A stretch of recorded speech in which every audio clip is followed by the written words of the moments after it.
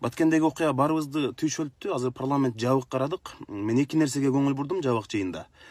Маселени терең алып караганда, бизде мына вице-премьер-министр иштеп атат. Чек араны күч блогун тейлеген. Бирок бир дагы жылыш болгон жок бул тармакта. Чек арада дагы, МВДда дагы, ГАИде дагы жылыштар болгон жок да. Ошондой вице-премьерлерди кабинетинде уйкусуратып кармап отургандын кереги барбы? Ошол эле Баткендин губернаторун карагыла. Сауна иштеткен бир кишини алып келип губернатор кылып коюптур. Негизги талап кыргыз өкмөтүндө шайлоодо жакшы иштеп берди же келаткан шайлоодо иштеп берет деген бизде критерий болбош керек. Мына ушундан биздин эң чоң кемчилигибиз кетип атат.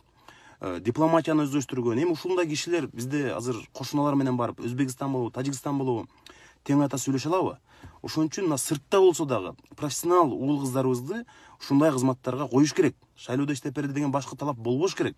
Ошондо бизде мындай тең ата сүйлөшүп кошуналар менен чек ара маселесинде, башка маселеде мындай жылыш